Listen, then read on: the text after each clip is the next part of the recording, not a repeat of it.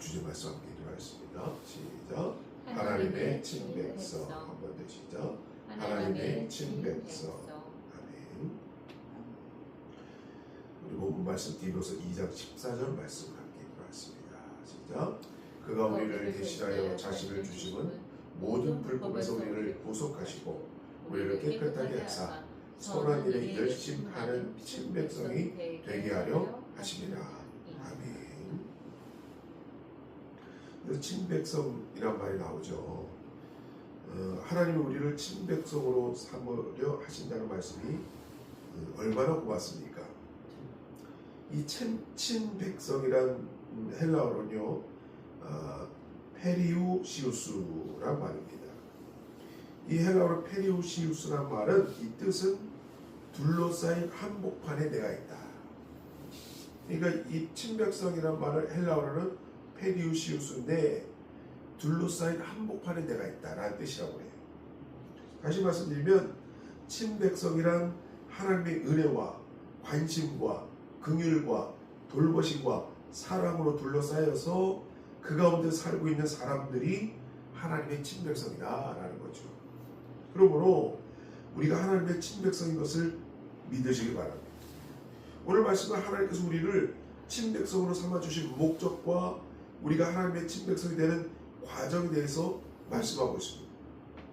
하나님 우리를 왜 친백성이 되게 하셨습니까? 오늘 주신 말씀 디도서 14장 말씀을 한 번 더 읽겠습니다. 시작. 그가 우리를 대신하여 자신을 주심은 모든 불법에서 우리를 구속하시고 우리를 깨끗하게 하사 선한 일에 열심하는 친백성이 되게 하려 하심이니라. 아멘. 하나님 우리를 친백성으로 삼으신 것은 우리로 선한 일을 열심히 하도록 하기 위해서 삼으셨다라고 말씀하고 있는 것입니다. 선한 일이라는 것은 어느 한 가지만을 가리키는 것이 아니라 모든 선한 일을 말합니다. 그리고 열심이라는 말이 있죠. 이 말에는 다른 사람들이 셈이 나도록 또 시샘을 느끼도록 하는 뜻이 있습니다. 열심히 하는데 아주 다른 사람이 시샘하도록 할 정도로 열심히 하는 거죠. 우리가 다른 사람에게 부러운 시기의 대상이 될 정도로 하나님이 기뻐하시는 모든 일에 헌신하게 하려고 하나님 우리를 하나님의 특별한 백성으로 삼으신 것입니다. 시편 4편 7절 말씀입니다. 함께 있습니다. 시작. 주께서 내 마음에 두신 기쁨은 저의 곡식과 세포두제 풍성할 때보다 더하니이다. 아멘. 하나님의 친백성은 기뻐합니다. 하나님의 친백성이 누리는 기쁨은 곡식이 많아지고 넉넉해서 오는 기쁨하고는 비교할 수 없는 기쁨입니다. 세상의 권력이나 재물 때문에 오는 기쁨이 아닙니다. 그러므로 세상 사람들은 하나님의 친백성이 우리를 잘 이해하지 못합니다. 전에 사도 바울이 주님의 복음을 증거할 때 사람들은 바울을 이해하지 못했습니다. 그래서 그 많은 지식이 저를 미치게 만들었다라고 사람들 오해를 했습니다. 세상 사람들의 눈으로 보면 기뻐할 수 있는 조건이 아무것도 없는데 하나님의 친백성은 기뻐하고 감사할 일이 없어 보이는데도 감사하는 모습을 보면서 이상하게 생각했던 것입니다. 왜 그렇습니까? 우리는 이 세상 사람과는 엄연히 다른 생활을 하고 있기 때문입니다. 고린도서 6장 7절로 8절 말씀입니다. 시작.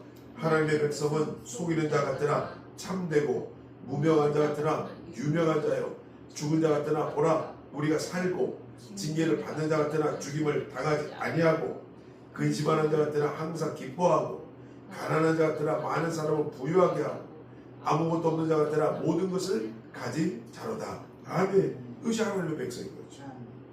사도 바울은 낮은 데도 처할 줄 알고 높은 데도 처할 줄 알고 가난할 줄도 알고 부할 줄도 알고 이게 성도의 자세예요. 그리스도인의 삶은 이렇게 역설적입니다.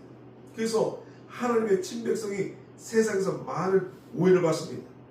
하나님을 알지 못하는 사람으로서는 하나님의 친백성을 이해할 수가 없습니다.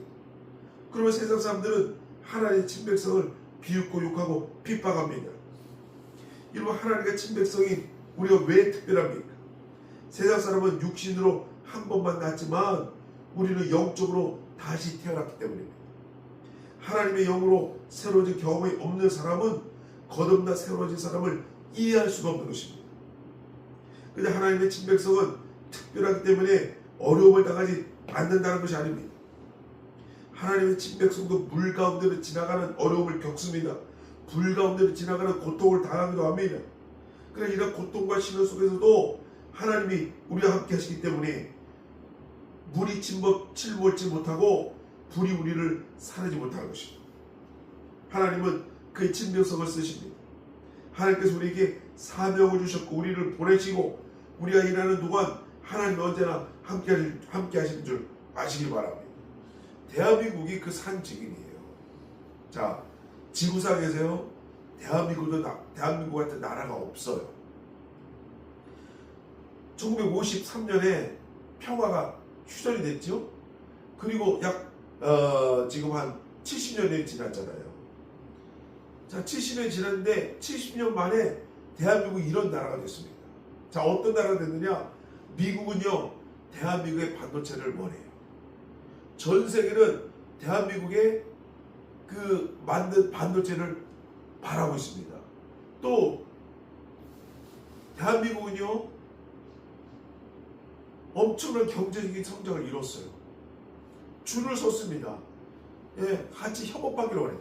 러시아가 원하고 있고 중국이 원하고 있고 일본이 원하고 있고 미국이 원하고 있어요. 그런 이 자그마한 나라에서 엄청난 일이 벌어졌습니다. 놀라운 일이에요. 이 전 세계적으로 70년 전에 정말 전쟁의 불모지, 전쟁 결과의 폐허 우리가 보잖아요. 그런 나라예요. 가발이나 수출한다고 나라가 신발이나 OEM 받아가지고 미국에 OEM 받아가지고 팔던 나라가 70년 만에 이런 나라가 됐어요. 이거는 정말 불가사의한 거예요. 불가사의. 이제 전 세계가 손잡기 원합니다. 아무리 저기에도 대한민국 손잡기 원해요. 이런 나라가 됐어요. 저는 이것을 기적이라고 생각합니다.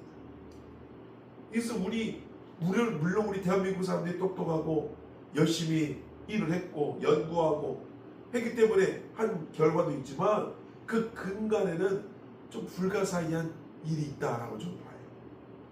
하나님의 영역이 있는 거예요. 하나님께서 이 나라를 축복하신 영역이 있다고 봅니다. 그 폐해 속에서도 교회를 세우고 그 어려운 가운데서도 교회 모여서 기도하고 부르짖고 하면서 이 대한민국 사람들 하나님께 크게 쓰신 거예요. 그것을 부인할 수 없습니다. 예.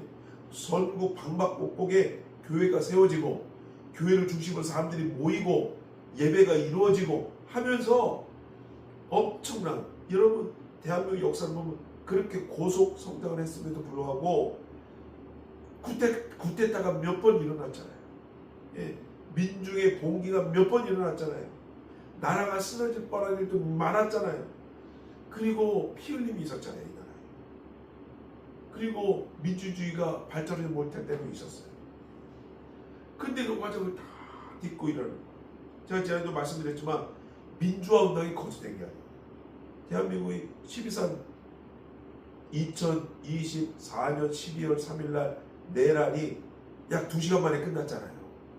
근데 그것은 과거에 1980년도에 5.18 민주항쟁을 대한민국 사람이 다 해가지고 때문에 국회로 달려간 거예요. 경험이 있기 때문에. 그 역사의 경험이 없으면 그냥 어리버리 당했을 겁니다. 그 많은 사람들이 죽었을 거예요. 그런데 1980년 광주항쟁의 그 피 흘림의 대가를 알잖아요. 엄청난 이 과정을 알잖아요. 많은 사람들이 아직 살아있잖아요. 때문에 그 사람들이 다 어떤 사람은 슬퍼질 것 같은 거예요. 맨발로 하고 놀래가지고. 그래서 많은 사람들이 국회를 에워쌌잖아요. 그리고 군격을 막았잖아요. 그리고 국회의원들을 국회에 다 뒤로 보냈잖아요. 그래서 개업을 2시간 만에 해제했잖아요. 윤석열이라는 사람은 당연히 대통령인데 민중의 국민의 그런 어마어마한 그런 세력에 무릎 꿇을 수밖에 없는 거예요. 그래서 약 2시간 뒤에 개업을 해제하지 않습니까? 그럴 수밖에 없어요. 대한민국 거쳐된 나라가 아니에요. 어마어마한 우유곡절이 있는 그런 정말 저는 대한민국을 누가 한 말이지만 참 정확하게 표현했다는데 다이내믹 코리아예요. 정말 다이내믹합니다. 모든 것을 다 겪었어요. 그런데 이 지금 현상을 다 겪고 나니까 대한민국 문득 서는 거죠. 예. 주식도 지금 하늘 납니다. 불장이라는 게 이거구나 저는 느껴요. 날마다 나보다 고공행진, 날마다 나보다 올라가고 있어요. 대한민국의 기업들이 전 세계에서 점점 더 뭐 방산이고 조선이고 원자력이고 뭐 전선이고 또 반도체는 물론이고 자동차가 왜 요즘 왜 주목이 됩니까? 지금 뭐 현대자동차 별거 아닌 것처럼 보이죠? 그런데 현대자동차가 로봇을 만들기 시작한 거예요. 예. 현대자동차와 현대자동차는 공장이 있잖아요. 제조업이 있다고요. 거기서 자동차도 만들고 한쪽에서는 로봇도 만들 수 있는 거예요.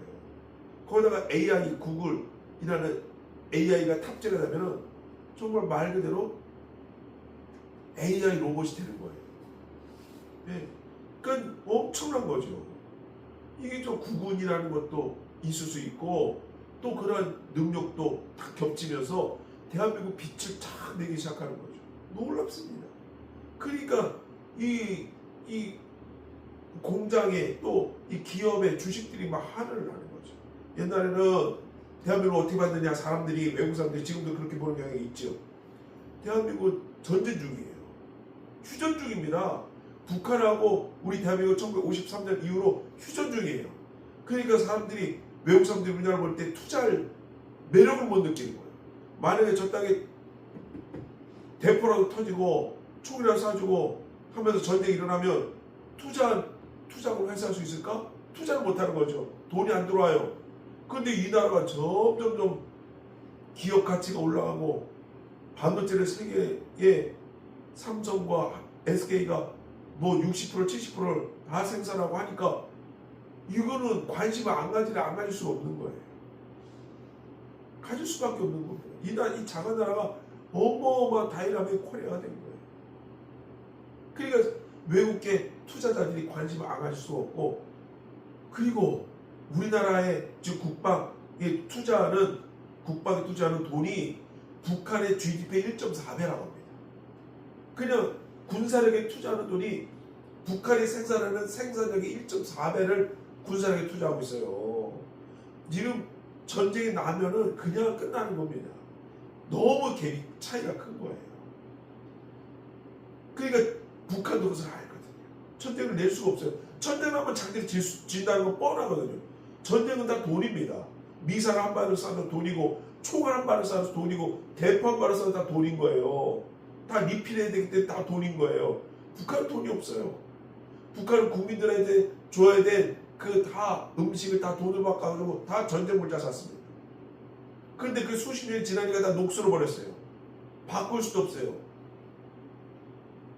그런 남과 북은 어마어마한 차이가 벌어졌어요. 경제적은 물론이고 어마어마한 차이가 났어요. 군사력도 그렇고. 이거는 전쟁 나면 당장 북한은 핵밖에 없거든요. 지금. 근데 핵을 누를 주위국 나라 중국이나 러시아가 가만두지 않거든요. 그럼 찬성하지 않습니다. 때문에 그걸 함부로 누를 수가 없어요. 때문에 재래식 전력 갖고는 군사 전력 갖고는 상대가 안 돼요. 모든 걸 상대가 안 돼요.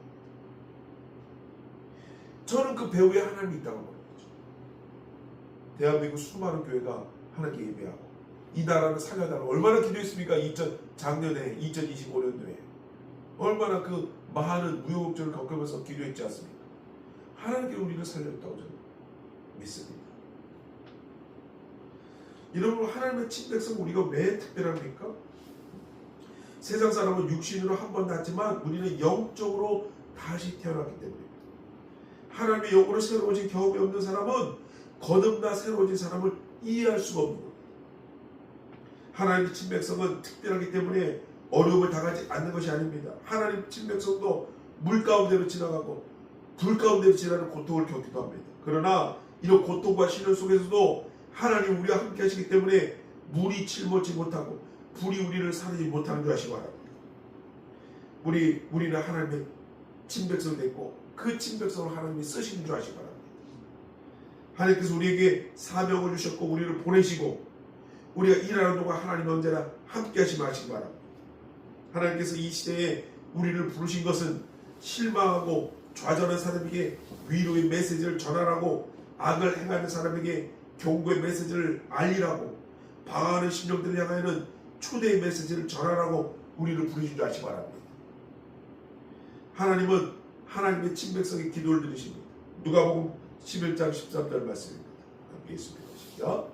너희가 악할지라도 좋은 것을 자식에게 줄 줄 알거든 하물며 너희 하늘 아버지께서 구하는 자에게 성령을 주시지 않겠느냐 하시니라. 아멘. 우리가 하나님께 부르시면 하나님께서는 그의 친백성의 호소를 반드시 들으신 줄 아시기 바랍니다. 디도서 2장 12절 말씀입니다.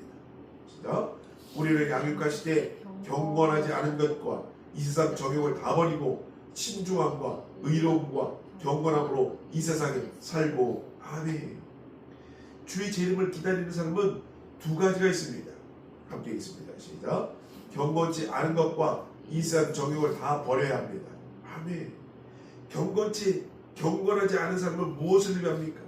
한마디로 말해서 하나님이 없는 삶입니다. 지적으로는 하나님을 인정하지만 삶을 들여다보면 하나님이 안 계신 사람들이 있습니다. 이런 사람들에게 하나님은 관념적인 하나의 실이 될지는 몰라도 삶에 영향을 끼칠 수 있는 존재가 못 되는 것입니다. 이런 삶의 자세에 대해서 사도 바울은 디도서 1장 16절에 이렇게 지적했습니다. 우리 함께 있습니다. 시작.